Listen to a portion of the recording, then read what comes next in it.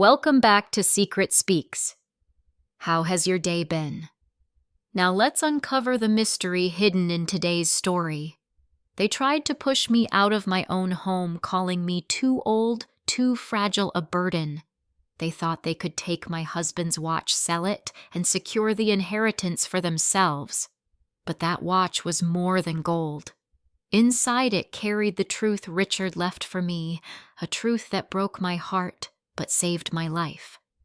My name is Eleanor Hayes, 76 years old, and this is the story of how I almost lost everything and how a single secret hidden in time gave me back my freedom. The afternoon light slanted through the tall windows of my old house in Savannah, laying soft golden stripes across the wooden floor. I sat in my chair near the window, my hands resting on the armrests, the skin marked with the years that had passed. The house was quiet, as it always was these days, and I let myself listen to the sound of the garden outside. Richard had planted a jasmine bush for our 20th anniversary, and now decades later, it was taller than me, full of white blossoms that still perfumed the air when the breeze carried through the screen. Every time I saw it, I remembered his laugh, the way he insisted that flowers kept the soul young. He had been gone since 2021, and in those 3 years the silence had become a companion I never invited, but learned to live with. I told myself I was doing fine at 76. My body still let me walk around the neighborhood, cook my meals, even tend the small patch of vegetables in the back. Yet there were moments like this when the shadows stretched long, and the house felt too large that I felt the absence of his voice, his footsteps, his warmth beside me. I touched the arm of the chair as though I could still feel his hand there. The house itself was a reminder of our life together. Built in the late 19th century, it had been restored carefully over the years, each corner holding a story. The creak in the hallway floorboard, the smell of cedar from the closets, the photographs still hanging in the study. Richard had always said this house was not just a place to live, but an inheritance, something worth keeping in the family, and I had every intention of keeping it as long as I could. The doorbell rang. The sound echoed through the house, sharp against the stillness. My heart lifted a little and sank at the same time. Visitors were rare, and most of the time it was only David, my only son, and his wife, Melissa. I rose slowly, smoothing the cardigan I had wrapped around myself, and made my way to the door.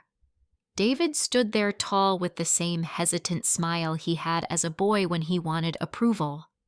He was 50 now, a man with graying hair at his temples, but to me, he was still the boy who once scraped his knees and came crying for comfort. He leaned in to hug me, holding me tighter than usual, as if to convince me and himself that we were closer than the years suggested. Behind him was Melissa. She was 42, slim, her brown hair styled perfectly, her beige jacket pressed without a crease. Her perfume reached me before her words did, an expensive floral scent that seemed too polished for my old front porch. She stepped forward, her smile practiced, her eyes quick and sharp. "Eleanor, how wonderful to see you," she said as she leaned in to kiss my cheek. I nodded politely and stepped back to let them in. "Come inside. The air is warm today." David glanced around as he entered, and I noticed his eyes fall on the familiar furnishings. He always looked like he was walking into a memory, not quite sure what to say. Melissa, on the other hand, had no such hesitation. She moved her gaze from the chandelier to the rug to the antique clock on the mantel. Her smile widened as if she had just discovered a secret. "What a beautiful house," she said, turning toward David. "This place must be worth a fortune by now.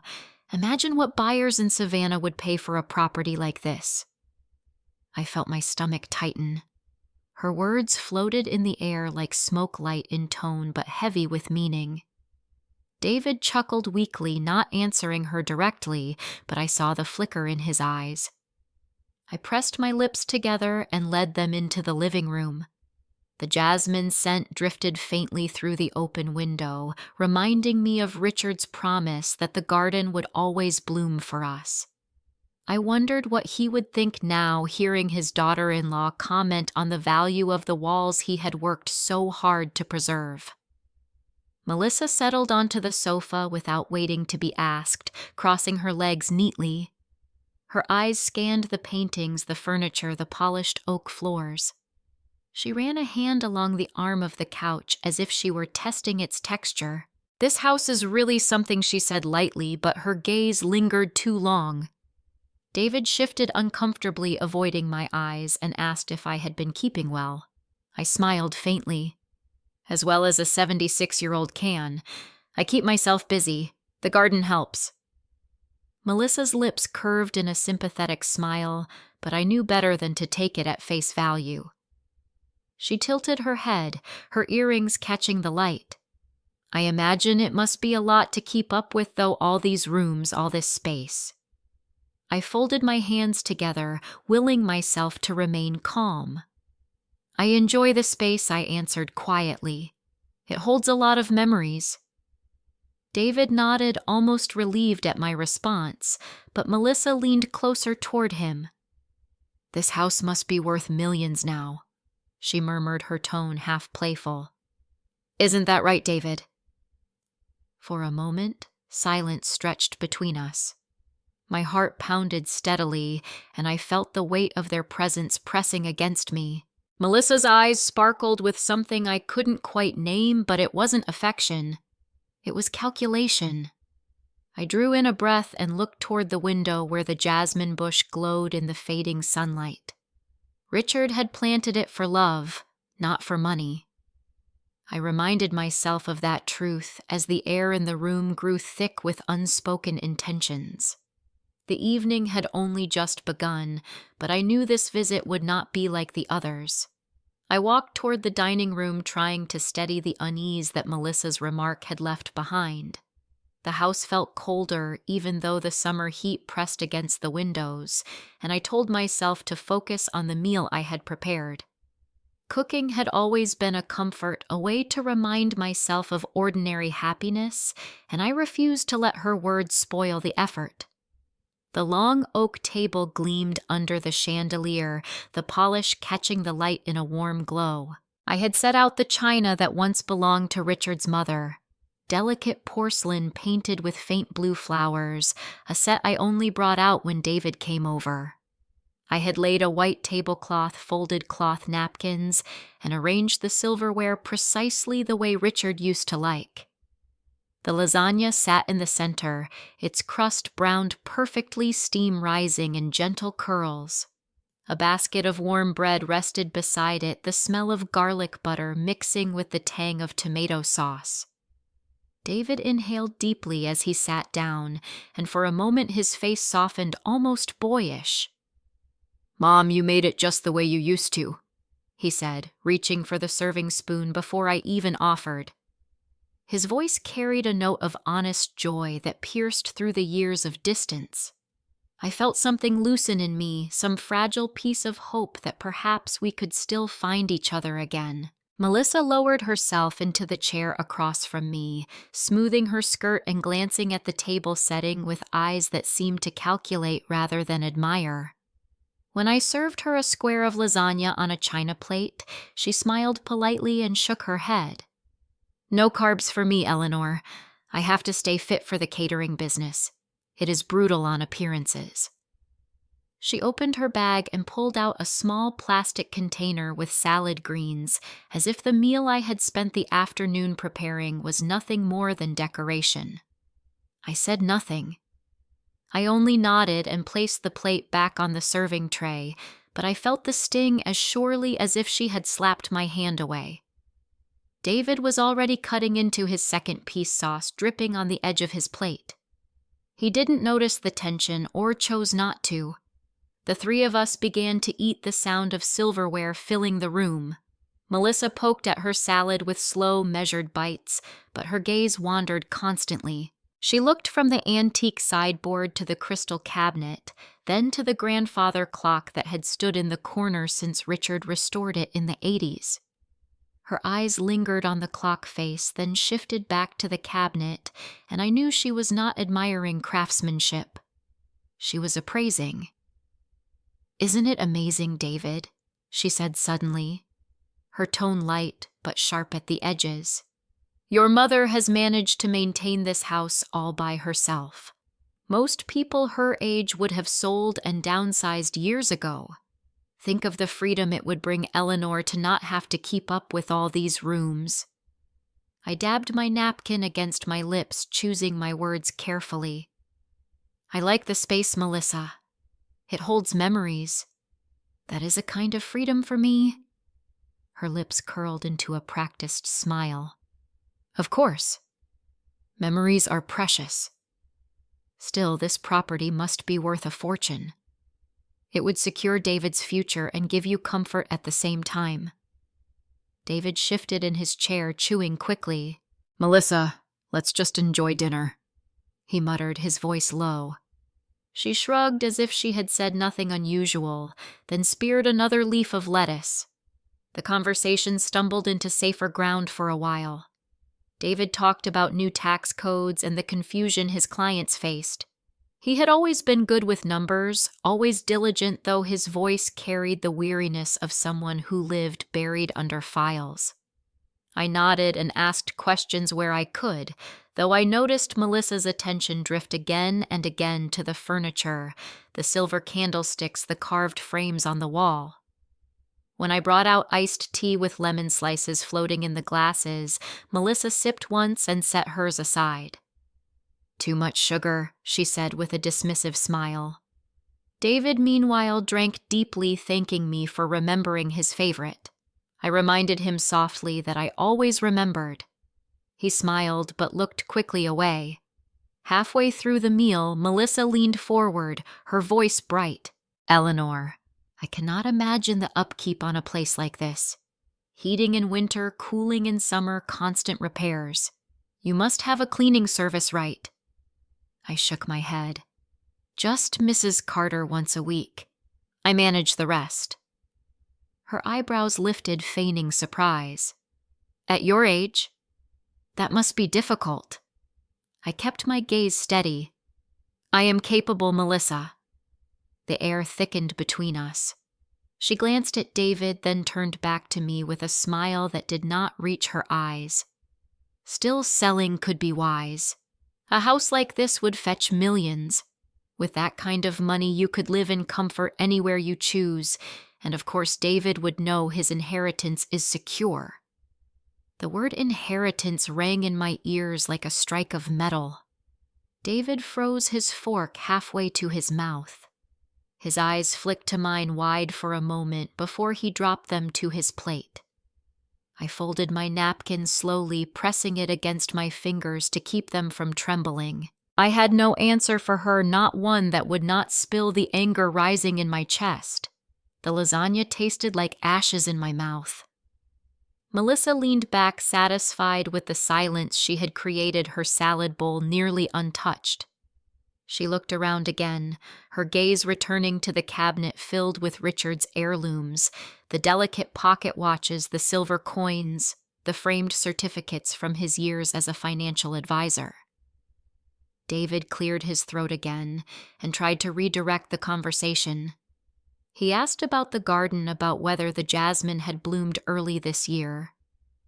I answered softly, describing how it spread across the fence and filled the yard with fragrance, but the joy of the memory felt dimmed under the weight of Melissa's words.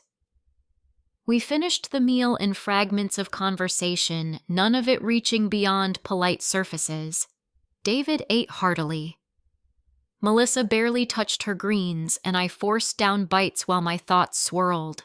I looked at them across the table, my son and his wife, and I realized something had shifted. Melissa had not been making small talk. She had been testing the ground, pressing on the walls of my life to see where they might give way. She had spoken of inheritance as though it were already hers to plan. I stacked the empty plates with careful hands, listening to the scrape of silverware and the distant tick of the grandfather clock. The house felt less like a sanctuary and more like a stage where someone else was plotting a play I had not agreed to. When I carried the dishes to the kitchen, I paused at the sink and stared out at the jasmine bush glowing in the porch light. Richard had planted it to celebrate love, but tonight its blossoms seemed like pale witnesses to a conversation that had left a shadow across my heart. By the time I returned to the dining room with dessert, my decision was firm. I would smile and serve and let the evening end, but I would not forget the look in Melissa's eyes or the weight of the word she had chosen: inheritance. It was no longer a thought for the future. It was the reason she had come. David pushed his plate away satisfied while Melissa dabbed her lips delicately with her napkin, though she had hardly eaten a thing. I rose to clear the dishes, but David reached out and touched my arm. "Leave them, Mom. We can help later." "Why don't we sit in the living room for a while?" His voice was light, but there was a certain edge beneath it, the same careful tone he used when preparing to deliver news I would not like. I carried the tray into the kitchen anyway, rinsed my hands, and returned to find them both waiting by the sofa. Melissa had already chosen her spot, perched with perfect posture, her eyes sweeping once again across the room as though she were memorizing the worth of every object. David sat on the edge of the couch, his knees angled toward her, his hand twisting his wedding band in slow circles. The living room smelled faintly of the jasmine drifting in through the window. I sat in my old armchair, the one that had molded itself to Richard's shape over the years, and folded my hands in my lap. The grandfather clock ticked steadily in the corner, the sound too loud against the silence that had fallen between us. Melissa broke it with her bright, smooth tone. "Eleanor, we have been thinking." She glanced at David, then smiled at me with the warmth of a realtor trying to close a sale. "There is a wonderful place not far from here called Sunny Acres. Have you heard of it?" I had heard of it. My friend Margaret had moved there 2 years earlier after her children insisted she could no longer manage her house. I had visited once. Perfectly mowed lawns, wide porches with rocking chairs, cheerful staff in matching uniforms. And behind all of that, I had seen the loneliness in Margaret's eyes, the way her hands clutched mine when I stood to leave, the unspoken plea that I stay longer in that carefully constructed paradise. Melissa leaned forward, her voice rich with promise. "It is like a resort, really. Daily activities, fine dining, medical staff on call at all hours. A community where you would never feel alone." She tilted her head, her earrings catching the lamplight. "Think of it as a gift to yourself." I pressed my palms together, forcing myself to remain calm. "I am not looking for a resort, Melissa. I have my home. I have my garden. That is enough." David cleared his throat. "Mom, you slipped last winter on the porch steps, remember? What if you had broken your hip? Alone here, who would have helped you?" "It was one misstep," I replied quietly. "People of any age can stumble." He frowned, his eyes softening as though I were being unreasonable. "We just worry about you." Melissa placed her hand lightly on his arm and took over again. "We saw Sunny Acres last week. Spacious apartments, excellent dining, a salon, a fitness center. Imagine not having to cook or clean anymore. All the stress taken away." The words struck me harder than I expected. Cooking had been my comfort, cleaning my way of keeping Richard close. Stress, she called it. To me, it was memory. Melissa's smile sharpened as she added, "And of course, if you decided to sell this house, the proceeds would more than cover the fees. You could live in comfort for the rest of your life, and it would make things so much easier in the future." The future. I heard the meaning she tried to soften. The house sold the assets, liquidated inheritance, divided neatly. I drew a slow breath, staring at the rug beneath my feet, tracing the pattern I had vacuumed that morning. My heart pounded, and yet my voice came out steady. "I prefer to stay here." David shifted again, his brows drawing together. "You cannot expect to maintain all this forever." Melissa's smile did not falter. "When you move to Sunny Acres, everything will be simplified. And when the time comes, the inheritance will be straightforward." The word landed like a stone thrown through glass. My head snapped up, and for the first time that evening, I let myself meet her eyes fully. She did not flinch. Her gaze was calm, calculating, as if she had simply said something obvious. David looked startled, his mouth opening as if to hush her, but no sound came out. I pressed my lips together, my chest tightening with a mix of anger and sorrow. I had suspected since dinner that she was circling the idea, but hearing it so plainly, so boldly confirmed what had been growing inside me all along. This was not about my safety, not about my comfort. It was about the future she had already written for herself and for my son, a future carved from the pieces of my life. The grandfather clock ticked louder, filling the silence that followed. I leaned back in my chair, my hands gripping the worn arms as though anchoring myself to the past. I was not ready to surrender. Melissa reached for her glass of water, took a delicate sip, and set it down carefully on the coaster. She crossed her legs, smoothed her skirt, and smiled again. "It really is the best option, Eleanor." I heard Richard's voice in my memory the way he once said that some smiles hide sharp edges. For the first time that night, I felt the truth of it pierce me. The evening was not yet over, but already I knew that nothing in this house would feel the same again. The silence after Melissa's remark clung to the room like heavy drapes, and I felt my throat tighten, though I kept my lips pressed together. David shifted in his seat, clearly uncomfortable, but Melissa smoothed her skirt as if nothing unusual had passed between us. She picked up her glass of water, took a slow sip, and placed it back on the table with a deliberate click. Her eyes drifted around the living room again, moving from the rug to the mantel, and then stopping at the cabinet near the far wall. Inside that cabinet, neatly arranged, were several of Richard's treasured items. Framed certificates from his years in finance, a few collectible coins, and at the bottom shelf the velvet boxes that had once held his watches. I saw the spark in her gaze even before she spoke. Eleanor Richard had such refined taste, didn't he? He loved his collection, if I remember correctly.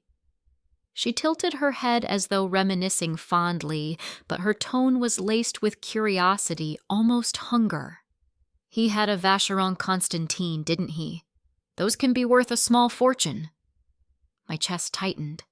Richard's watches had been his pride. He had spent hours researching, traveling to auctions, speaking with collectors. That particular pocket watch had been his favorite, bought during a trip to New York nearly 40 years ago. He had told me once it was not just valuable, but unique. Melissa's eyes gleamed. If it were mine, I would probably sell it. A piece like that could finance a whole expansion for our catering business.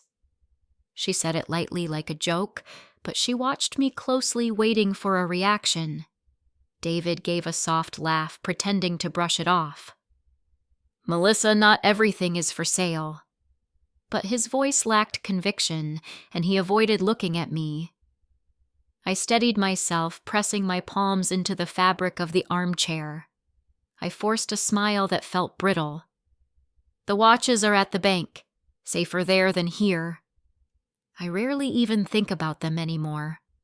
The lie slid out too quickly, too smoothly, and I hated myself for it. In truth, most of Richard's collection was in a safety deposit box, but I had kept a few special pieces here in the house. The Vacheron was among them, hidden carefully where no one would stumble across it by chance. I had wanted it near me, a reminder of him, of the evenings when he would sit by the fire polishing its case and telling me about the intricacies of its movement. Melissa nodded as if satisfied, but I caught the flicker of disappointment in her eyes. She leaned back, crossing her legs again, her smile never faltering. Of course, safety is important. These days, you never know what could happen. The conversation shifted after that. David rambling about a new client at his firm, Melissa mentioning a potential corporate catering contract. I answered when spoken to, but my mind was elsewhere, circling around her words, her tone, the way her eyes had lingered on that cabinet. When they finally stood to leave, David hugged me tightly at the door, telling me he would call in a few days. Melissa kissed my cheek, the scent of her perfume lingering long after she stepped outside. I watched their car pull away down the quiet street, the taillights disappearing into the humid Savannah night. Closing the door, I leaned against it for a moment, the weight of the evening pressing down on my chest. I moved slowly through the house, turning off lights, checking the locks. When I reached the staircase, I paused, listening to the faint tick of the grandfather clock echoing through the silence. My feet carried me upstairs almost without thought. In the bedroom, I went to the closet, pushing aside folded linens and reaching for the mahogany box I had hidden there. The box was cool against my hands as I lifted it out and set it on the bed. For a long moment, I simply stared at it, my heart beating faster. Finally, I opened it. The soft velvet lining greeted me, and there they were. 5 pocket watches each, carefully wrapped, each gleaming faintly even in the dim light of the bedside lamp. My fingers brushed over them, lingering on the familiar weight and shape. And then I found it, the Vacheron Constantin, its engraved case catching the glow like a spark. I lifted it, gently cradling it in my palm the way Richard used to. The gold was warm from the touch of my hand, and I felt a rush of memory. Richard's voice explaining how the movement was unlike any other, how the craftsmanship would outlast all of us. He used to say a good watch carried a soul, and this one had been the heart of his collection. Relief washed through me as I wound the stem lightly and heard the steady tick. It was still here, safe.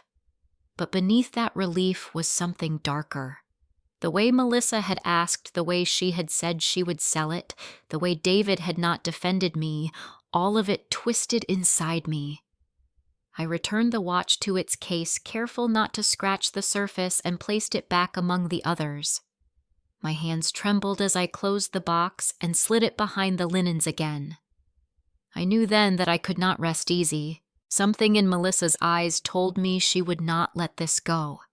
I turned off the lamp and sat on the edge of the bed in the dim glow from the hallway. The jasmine bush outside rustled softly in the night breeze, but instead of comfort, the sound unsettled me. I pressed my hands together, whispering a silent promise to Richard's memory. They would not take this from me. Not the watch, not the house, not the life we had built. Yet even as I vowed it, a chill crept through me because deep down I sensed that their hands were already reaching further than I dared imagine. Sleep did not come easily that night. I lay awake in the dark, the tick of the clock on the dresser louder than my own heartbeat. Every time I closed my eyes, I saw Melissa's gaze fixed on the cabinet, her casual remark about selling the Vacheron, and the quiet way David had looked away. My chest ached with unease, and when dawn finally crept in through the curtains, I felt no relief. The next few days passed in a blur of small tasks. I watered the garden, I folded laundry, I wrote a letter to my cousin in North Carolina. All the while, my mind circled back to the watches. I told myself I had checked them, that they were safe, that my worry was only the echo of Melissa's words.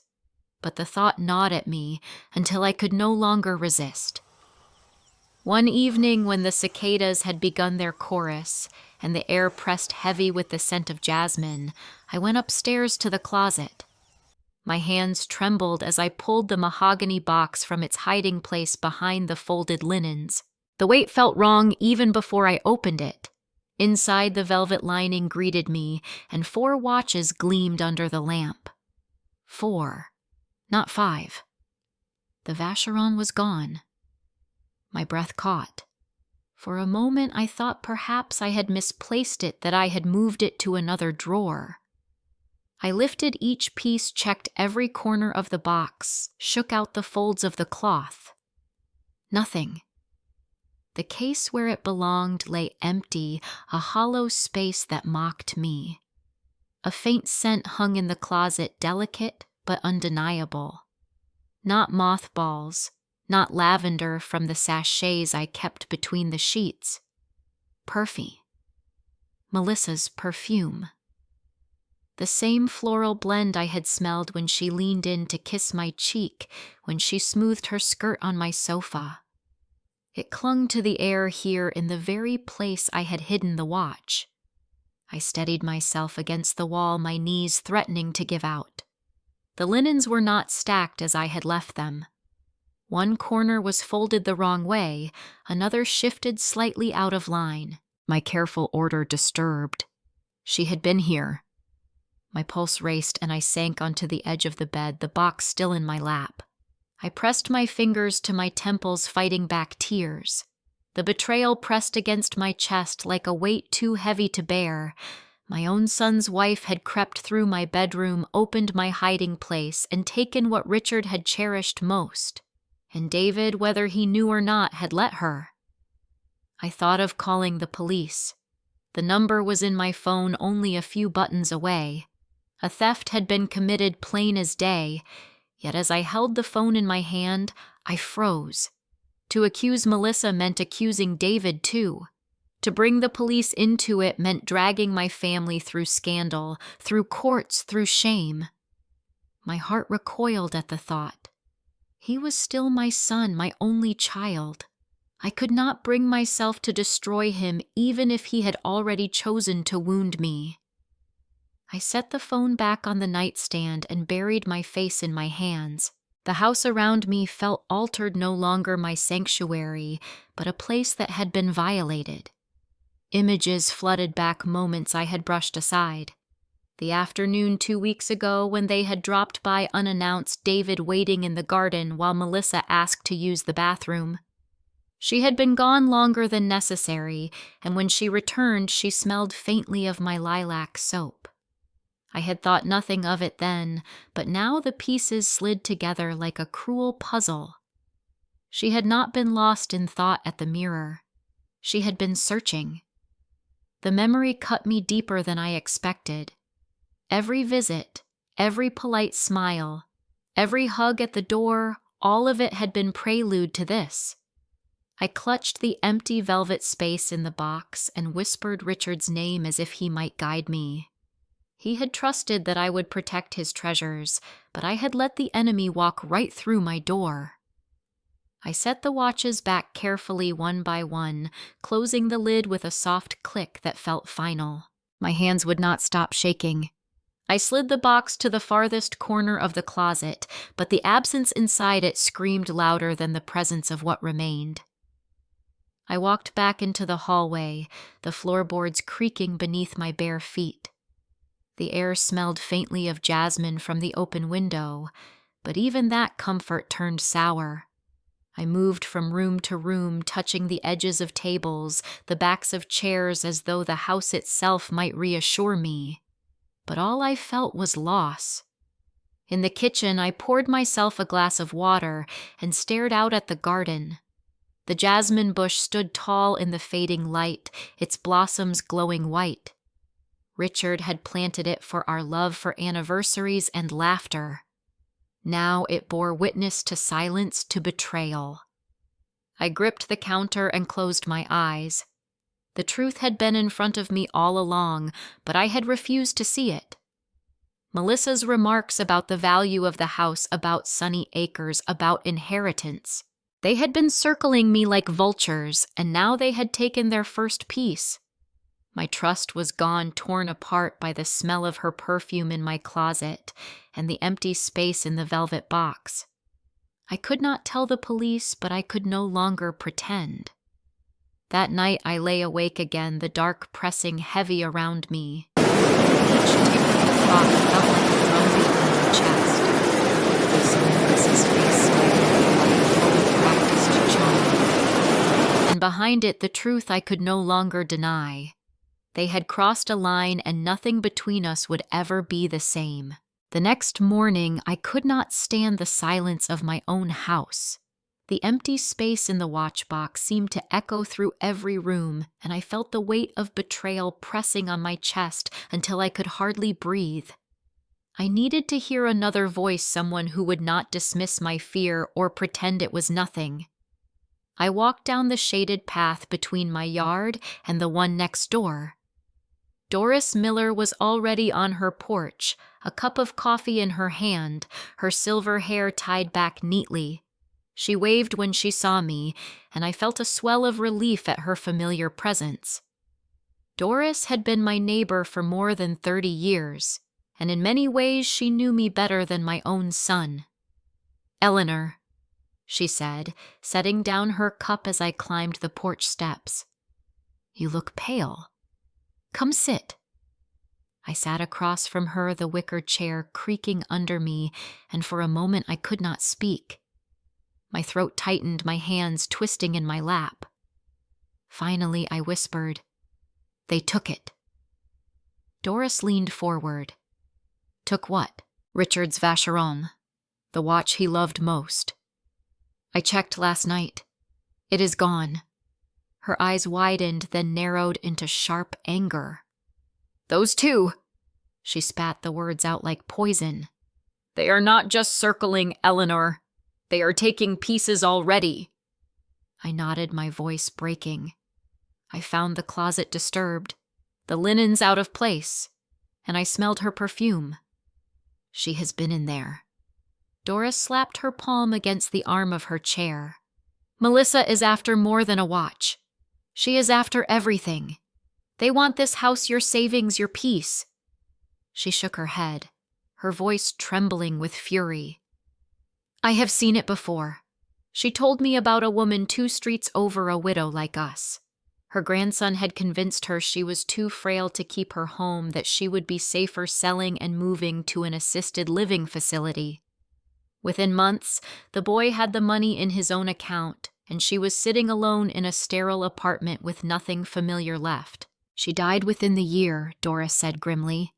"Not from illness, from heartbreak." Her words cut me to the core.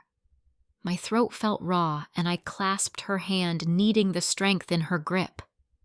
"They keep talking about Sunny Acres," I admitted. "Melissa calls it paradise. But all I see is Margaret sitting in that quiet room staring at the door." Doris squeezed my hand tighter. "Do not let them push you, Eleanor. Do not give an inch. This is your life, your home. You owe them nothing but honesty, and honesty is not the same as surrender." I swallowed hard, the tears stinging my eyes. "But how can I fight my own son?" Doris's gaze softened, but her voice stayed firm. "You are not fighting David. Not the boy you raised, not the man you loved when he came running in from the yard with scraped knees. You are fighting the greed that has taken root around him. Melissa planted it, and now it has grown into something dangerous." Her words sank into me like stones into water. I felt both the pain of truth and the clarity it brought. We sat in silence for a while, the cicadas buzzing in the trees. Then Doris leaned back, her eyes far away. "Do you remember what Richard used to say about that watch?"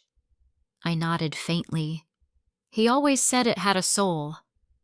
Doris tilted her head. "He said that to me once too, when the 2 of us were talking after one of your barbecues. I never forgot it because he looked so serious. Not like a man joking about a hobby, like he believed it." Her words stirred something in me. I remembered Richard sitting by the fire, the gold watch gleaming in his hand, his voice low as he told me that some things are made to hold more than gears and springs. That a piece like that carried secrets that time itself could be hidden inside. I had thought it was the kind of poetry a man uses to talk about something he loves. But now, with Doris reminding me, I wondered if there had been more. Maybe Melissa wanted the value of the watch. Maybe she wanted to sell it and pocket the money. But what if she suspected something else? Doris must have seen the look in my eyes.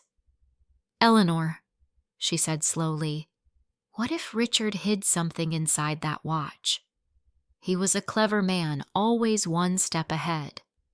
I felt a chill run through me. I remembered the way Melissa had asked Liam at that dinner party last year whether antique watches ever had hidden compartments, a question I had thought strange at the time. My stomach nodded as the pieces began to shift in place.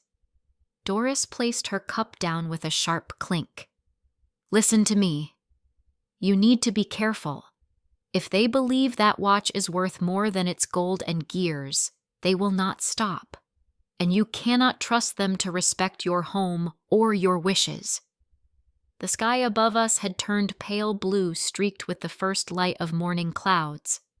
I pressed my hand against my heart, feeling the thud of it beneath my ribs. Doris was right. Melissa and David had crossed one line already. They would cross another. We talked until the sun rose higher, until my shoulders felt lighter from sharing the burden, but heavier from knowing the danger. Doris's eyes stayed fierce, her voice unwavering. "Protect yourself, Eleanor. Protect what is yours." As I walked back to my house, the jasmine smell greeted me again. Once it had been sweet, a memory of Richard's love. Now it seemed sharper, like a warning. Doris's words echoed in my ears. The watch has a soul. And for the first time, I wondered if inside its missing case lay not only gears and springs, but the truth Richard had never told me. The next morning, I woke with a restlessness I could not shake. Doris's words about the watch having a soul played over and over in my head like the tick of a clock I could not silence. The empty space in my closet haunted me, but what haunted me more was the thought that Melissa and David had already tried to profit from it. If they had taken it, there was only one man in Savannah they would bring it to. I dressed quickly, grabbed my purse, and hailed a cab downtown. The streets were already humming with life tourists, wandering past the historic brick facades, horse carriages clattering on the cobblestones. My hands were damp against the strap of my bag, my throat tight as the cab turned onto Whitaker Street. Liam Brooks's shop sat tucked between an old bookshop and a bakery, its wooden sign polished by time. The display window showed a row of antique clocks, each one ticking in its own rhythm, their faces glowing in the morning light. The bell over the door chimed as I stepped inside, and the familiar scent of oil and wood greeted me. Liam emerged from behind the counter, his spectacles perched low on his nose, his white hair tousled as if he had been deep in work. "Eleanor," he said, his voice warm but tinged with surprise. "It has been too long." I managed a smile, though my stomach was in knots. "Liam, I need to ask you something important. It is about Richard's watch." His face shifted, his eyes flickering with recognition. He motioned toward the small office in the back. "Come with me." The office was cluttered with ledgers, tools, and velvet cases. A lamp glowed on the desk, illuminating a dark blue velvet box that I recognized instantly. My breath caught in my throat. It was Richard's vacheron. Liam gestured for me to sit. "David and his wife brought this in last week. Said you had given it to them." He studied me closely. But something about their story did not sit right, so I told them I needed more time. My hands clenched in my lap. I never gave it to them. They stole it from my house. Liam's jaw tightened, but he only nodded. "I thought as much. That is why I wanted to speak to you first." He reached for the watch, carefully opening its case. I examined it closely, feeling a mix of relief and sorrow. The engraving on the back glimmered under the lamp, the initials RH. And the year 1981, the year of our anniversary trip to New York. But then Liam leaned closer, his fingers steady as he pressed a nearly invisible catch near the rim. With a soft click, a hidden panel slid open inside the case. I gasped, my hand flying to my mouth. Inside was a tiny folded photograph and a small key no longer than my little finger. Liam placed them gently on the desk between us. I stared at them as if they might vanish. The photograph was yellowed edges frayed by time. I opened it carefully, and a young woman's face stared back at me. She had dark hair that fell across her shoulders, eyes that looked directly into the camera with a mixture of pride and sadness. Her features were unfamiliar, yet there was something haunting in the curve of her mouth, something I could not name. On the back of the photograph, written in Richard's unmistakable hand, were the words Fiona. Forgive me. The letters blurred as tears filled my eyes. I traced the name with my fingertip, my chest tightening. Fiona. Who was she? And why had Richard begged forgiveness from her? Liam cleared his throat softly. Eleanor. I have worked with watches my whole life. I have seen hidden compartments before, but this one was masterfully crafted. If Richard wanted this kept secret, he must have had a powerful reason. I nodded, unable to speak, my gaze fixed on the tiny key that lay beside the photograph. It was ornate, its head carved with a delicate pattern far older than the watch itself. I picked it up, feeling its weight, wondering what lock it belonged to. Memories of Richard surged through me. The evenings when he would polish this very watch, the way he sometimes grew quiet when I asked about his younger years. He had always told me his life began when he met me. But now, with the photograph trembling in my hands, I knew that had been a lie. My voice cracked as I whispered he had another life. Liam's eyes softened. Perhaps, but it seems he wanted you to find this someday. I shook my head, anger rising through the sorrow. No. He never meant for me to find it. He meant to keep it buried. Melissa only wanted the value of the gold, but she stumbled onto a truth Richard kept from me all these years. Liam folded his hands. What will you do, Eleanor? I pressed the photo flat against the desk, my tears falling onto the wood. I do not know. My husband had another child. Or at least he believed he did. And all this time he said nothing. The room felt too small, the tick of the clocks outside pressing in from every direction. I closed the watch carefully, sliding the secret panel shut. The weight of it in my hands felt heavier than ever. Liam reached across the desk. I can hold on to it for you if you would like, until you decide what to do. But I shook my head. No, it belongs with me. Richard left it here in this house in my life. I must carry it even if it breaks me. I slipped the photograph and the key into my purse, closed the velvet box, and held it tightly. As I stood, the weight of it dragged at me as though time itself had shifted. Outside, the streets of Savannah bustled with ordinary life. Tourists bought pastries, children tugged at their mothers' hands, and the air smelled of warm bread from the bakery next door. Yet to me, everything had changed. Richard had hidden another woman in his past, a daughter, perhaps a shadow that now stepped into my present. The betrayal of Melissa and David had cut me deeply, but this revelation sliced even deeper. I walked slowly back toward the square, my purse heavy against my side. The photograph burned in my mind, the words scrawled on its back echoing louder than the bells of the cathedral across town. Fiona, forgive me. And for the first time since Richard's death, I realized I had never truly known the man I married. I walked back from Liam's shop as if the streets of Savannah had shifted beneath my feet. The photograph in my purse seemed to pulse with every step I took, and the words on the back of it would not leave my mind. Fiona, forgive me. I felt as though my chest might split open, torn between fury, grief, and a gnawing need to understand. Richard had left me breadcrumbs, and now I had no choice but to follow them. That night, I sat alone in his study, the one room I had hardly touched since his death. Dust coated the spines of his books.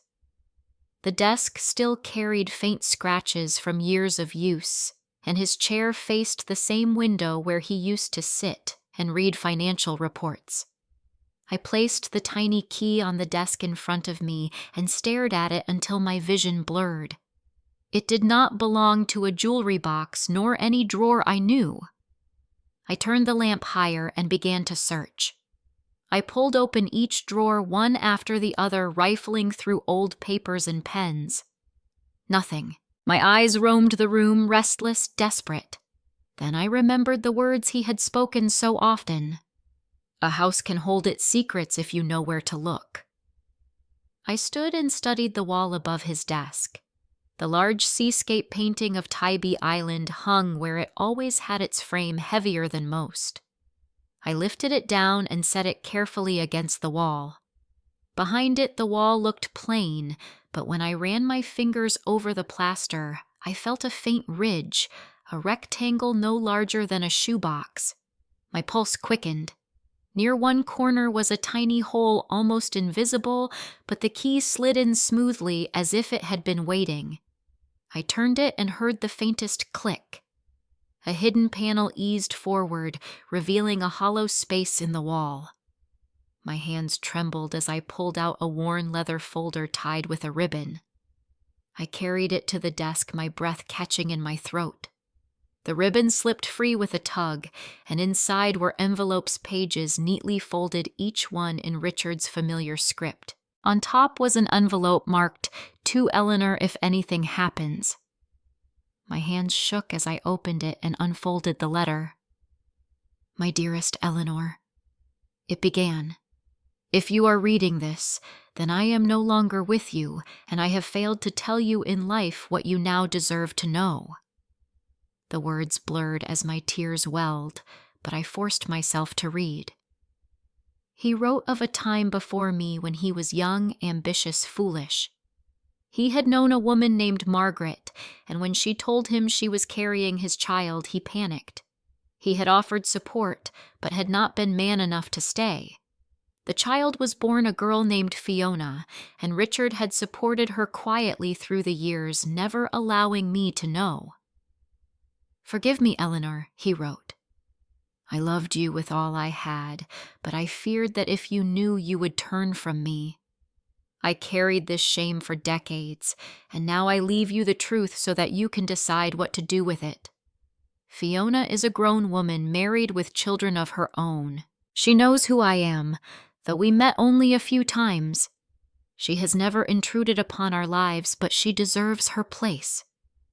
I dropped the letter onto the desk and pressed my fist to my chest. 50 years of marriage, and he had carried this lie every single day. I had lain beside him, shared meals, shared children, shared dreams, and yet he had built a second story beneath the floor of our life. But there was more. Another envelope inside the folder was labeled Last Will and Testament, dated June 2021, only months before his death. My hands shook as I opened it. The first page declared that it revoked all previous wills. I read on my vision tunneling. "To my wife Eleanor Hayes, I leave our home in Savannah, all household belongings, and 50% of Hayes financial shares. To my daughter Fiona Margaret Lane, I leave 30% of Hayes financial shares and the contents of safe deposit box 112 at First National Bank. To my son David Hayes, I leave 20% of Hayes financial shares and the remainder of my personal collectibles, excluding the Vacheron Constantine pocket watch, which shall remain with my wife." The paper fluttered in my hands. My breath came shallow. David had always assumed half of everything would be his, but here was proof that Richard had chosen otherwise. Proof that Melissa's hunger for inheritance would never be satisfied because the watch itself had unlocked the truth. I sat back in the chair, the weight of grief pressing down on me until I could hardly breathe. The betrayal cut deep. Richard had hidden Fiona from me, had let me live blind to a daughter who bore his blood. I felt the sting of humiliation, the raw ache of having shared a life with a man who had never fully trusted me. Yet beneath the anger, there was something else, a thread of relief. For this secret buried inside a watch now protected me. If Melissa and David had succeeded in selling it, the photograph and the key might have been lost forever. Without them, I would never have found the folder in the wall. And without the will tucked inside, I would have been defenseless when they tried to force me into Sunny Acres or strip the house from me. The watch was not just a timepiece. It was Richard's confession, his insurance, and my shield. I pressed the folder to my chest, rocking gently in the chair, the house silent except for the muffled sound of my own sobs. I hated him for lying, for keeping Fiona hidden, for leaving me to discover this in the ruins of my old age. And yet, part of me loved him still, because even in betrayal, he had left me the tools to stand against those who would take everything. The lamp flickered, casting long shadows across the study. I gathered the papers, tucking them back into the folder, and slid it into the drawer of the desk. I locked it with the small brass key that still hung on the ring Richard had left behind. My heart pounded as I whispered into the empty room, "You kept this from me, Richard, but now it will save me." I sat for a long time in the dark, the folder secure in the desk, the secret heavy in my soul.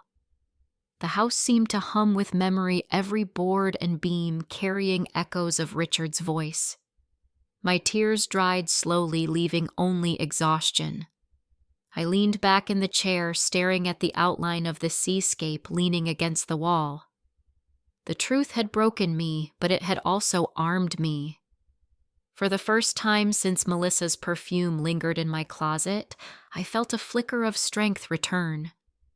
I knew now that they would come back, that they would press harder, and that I would need every ounce of resolve to face them. I blew out the lamp and left the study in darkness, my footsteps heavy on the stairs as I carried the weight of 50 years of lies and the fragile hope that perhaps, just perhaps, they might now serve as my salvation.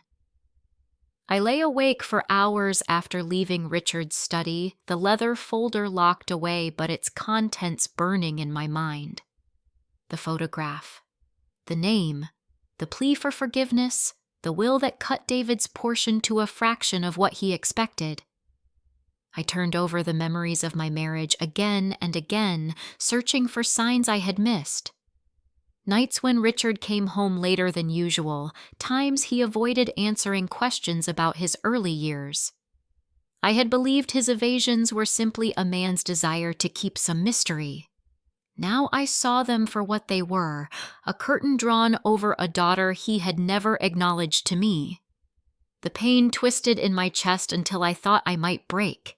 Yet as dawn crept through the curtains and painted the walls with pale light, a different feeling grew beneath the grief. Richard had hidden Fiona, but he had also hidden the truth of the will in a place only I could unlock. That meant something. For all his cowardice, he had wanted me to be the guardian of our home, not David, not Melissa. He had left me the means to fight back. I poured myself coffee and carried it into the garden. The jasmine Richard had planted years ago swayed gently in the early breeze. I thought of our anniversary dinners, of the evenings spent laughing over nothing in particular, of the way he reached for my hand in the dark. Even now, with betrayal cutting into me, I could not erase the love that had filled so much of our life. Love and lies tangled together like the vines along the garden fence. Melissa's voice echoed in my mind, her smooth suggestion about Sunny Acres, her pointed questions about the watch. She had not just been circling, she had been striking, and David had let her, or worse, followed her. For too long, I had allowed myself to shrink under the weight of their expectations, afraid of being a burden, afraid of confrontation. No more. I went back inside and retrieved the folder from the desk. My hands steadied as I reviewed the will again.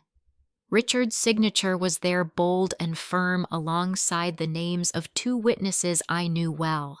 It was legally valid, and if filed, it would change everything. David and Melissa would not walk away with half the company, not force me into some sterile home. They would be forced to face the truth of who Richard really was and what he intended. I picked up the phone and dialed the office of Alan Prescott, Richard's longtime attorney. His secretary answered, her voice clipped and professional, but when I gave my name, she softened. "Mr. Prescott can see you this afternoon, Mrs. Hayes. 2 o'clock. The rest of the morning passed in a haze of memories. I found myself drifting back to the day Richard and I bought this house, the way he had insisted on a study large enough for his books, the way I had claimed the garden as my own domain. We had built a life here, flawed, but ours. I thought of David as a little boy running through these rooms, laughing, his voice high and unguarded. Somewhere along the way, that innocence had hardened into entitlement. By the time I dressed and left for Prescott's office, my decision had crystallized. I would not cower. I would not allow Melissa's ambition to strip me of everything Richard and I had built. The law office sat in a red brick building near Forsyth Park. I walked through the heavy glass doors, clutching my purse with the folder inside my steps, echoing on the polished floors. Alan Prescott, gray-haired and steady-eyed, rose from behind his desk as I entered. "Eleanor," he said, "it has been some time. Please sit."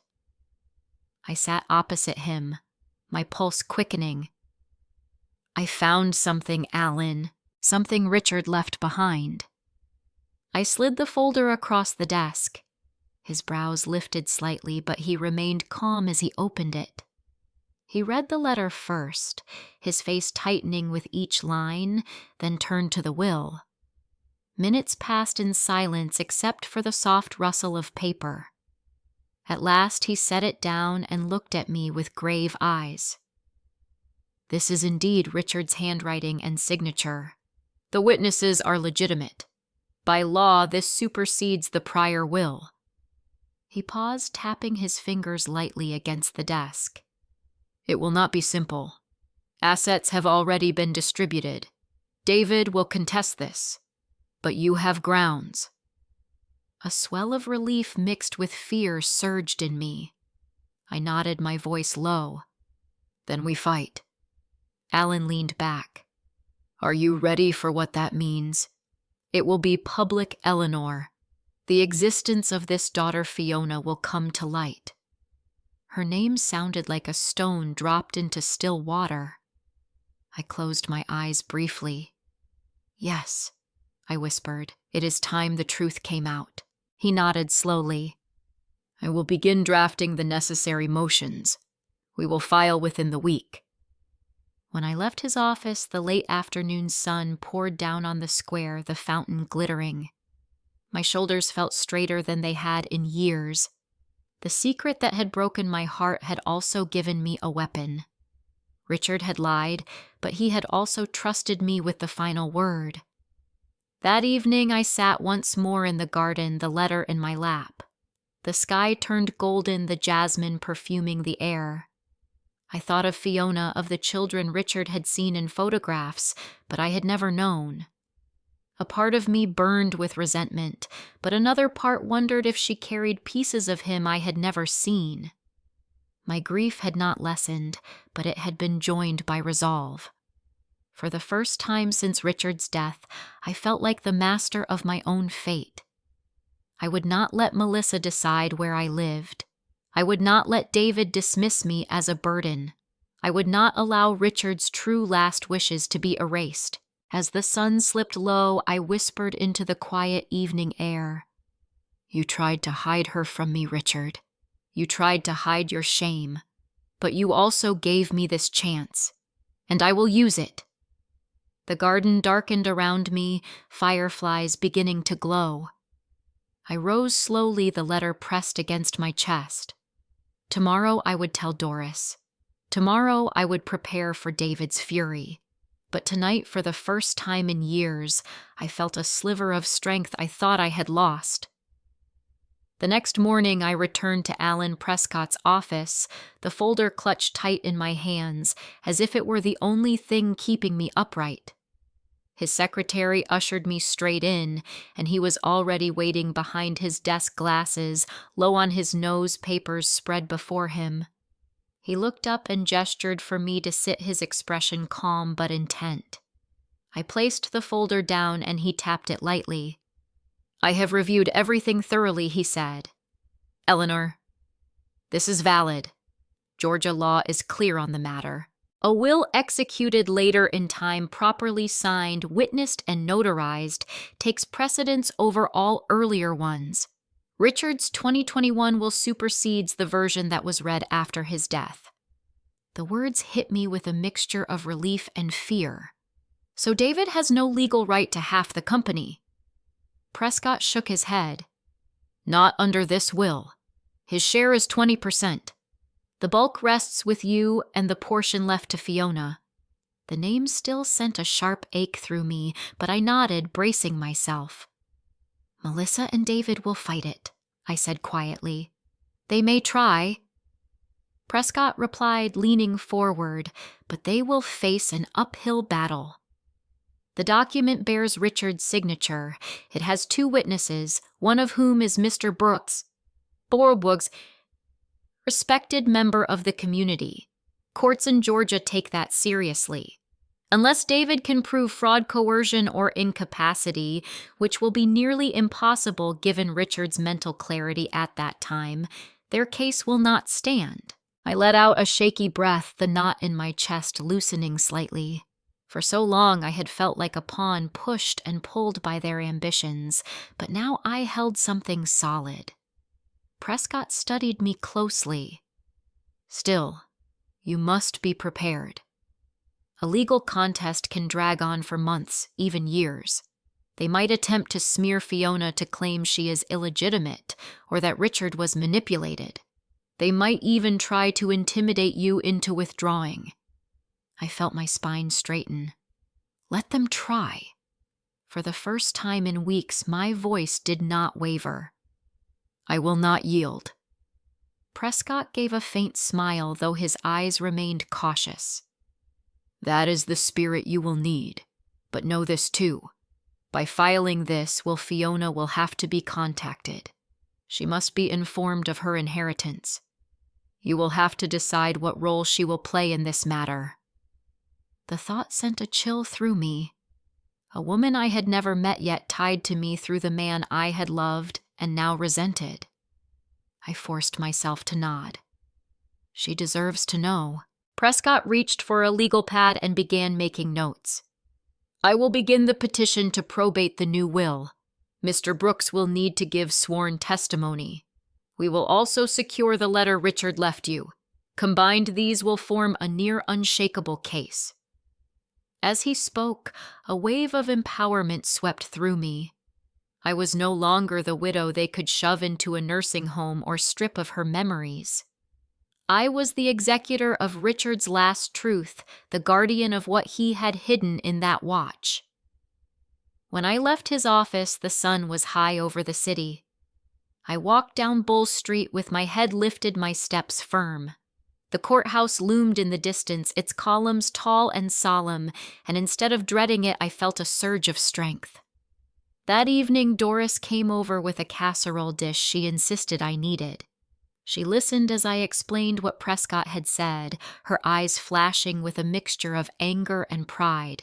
"They thought they could outsmart you, Eleanor, but Richard left you a shield," she said, patting my hand. "You use it." I smiled, faintly grateful for her steady presence. "They will not win this time, Doris."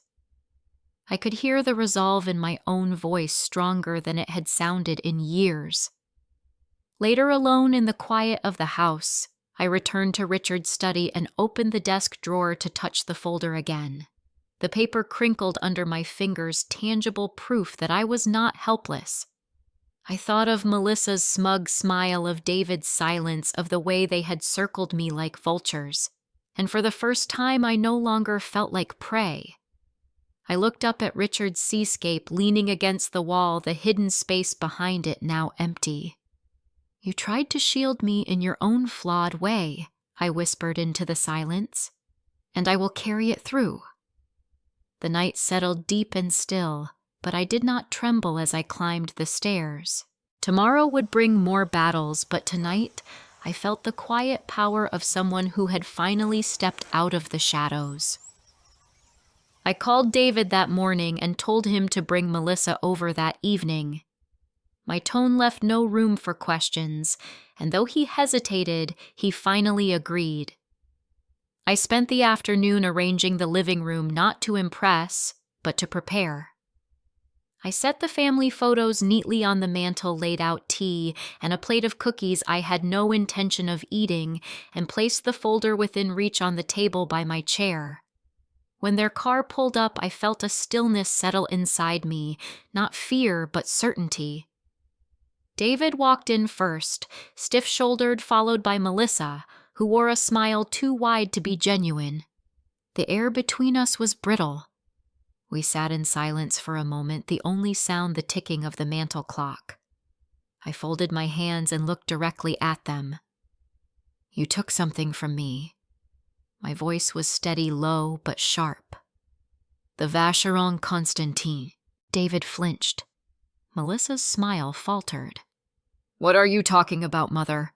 he said quickly, his eyes darting to his wife. "Do not insult me with lies." I leaned forward, my gaze fixed on Melissa. "You went into my closet, you searched, and you took the watch Richard cherished most." Melissa let out a short laugh, but her voice trembled. "That is absurd. Why would I steal a dusty old watch?" I reached into the folder and pulled out the photograph and the tiny key, setting them carefully on the table. The color drained from her face. "You know exactly what watch I mean." David shifted in his seat. "Mother, this is ridiculous." He tried to sound calm, but his voice cracked. "Enough." I lifted my chin. Richard left more than memories in that watch. There was a secret inside one you will not bury. I have found the real will. The words landed like a blow. David sat rigid while Melissa's eyes widened in alarm. "That will was already read years ago," David muttered. "Father left me half of the company and you the house. That is the truth." I reached into the folder again and drew out another photograph, this one of Fiona standing with her husband and 2 children. I slid it across the table. "Richard's real will leaves you 20%. The rest is divided between me and your half-sister Fiona." David's face turned red, his jaw tightening. "This is some scam. Fiona does not exist." "She does." I tapped the photo. "And this will has the signatures of witnesses, one of them Liam Brooks. You remember him, do you not?" Melissa stared at the picture, her lips parting slightly. She whispered as if to herself, "She looks like Richard." David shoved the photograph back across the table. "This is forged. I will take it to court and prove it." "Then do it." My voice cut through the room, cold and sure. "The law will expose the truth." Melissa's composure cracked. Her eyes darted between me and the papers, her breath quick and shallow. "If you push this," she stammered, "we will sue for fraud. We will drag you through court until you have nothing left." I leaned back in my chair, my tone like ice. "Try. The law in Georgia is clear. The later will stands. You cannot erase what Richard left behind." Melissa pressed a hand to her forehead, her bravado slipping. She looked at David, but he stared at the floor, silent. His shoulders hunched as if the fight had already drained out of him. The room fell quiet, heavy with their defeat. Melissa's eyes glistened, her body sagging into the sofa. David did not speak, did not look at me, and in that silence their schemes unraveled thread by thread. I picked up the photograph again, holding it steady in my hands. "You thought you could strip me of everything," I said softly, "but Richard's truth was stronger than your greed." Melissa lowered her gaze, her voice barely audible. "We only wanted what was fair." Fair. I almost laughed, the word bitter on my tongue. "You wanted to erase me, to erase his wishes. But you cannot." The mantel clock ticked on each second, marking the collapse of their pretense. I sat straighter in my chair, no longer the widow they pitied, no longer the victim they thought they could control. For the first time in years, I felt taller than them, stronger, untouchable. Melissa closed her eyes and let out a shallow breath, her shoulders sinking. David remained silent, his fists clenched and his voice gone. The battle they had waged so confidently had ended in silence, and in that silence I felt the weight of victory settle over me. I did not need to raise my voice, did not need to shout. The truth had spoken for me, and it was enough. The days that followed passed with a strange quiet. David did not call, and Melissa kept her distance. For the first time in months, the house no longer felt under siege. I walked through the rooms and felt them breathe again, not as a burden, but as a sanctuary. News traveled quickly in Savannah, and within weeks I heard from Doris that Melissa's catering company had lost a major corporate contract. Whispers about dishonesty and family scandal had spread, and clients pulled away. What she thought would expand her empire crumbled instead, piece by piece. David's own pride took the hardest blow.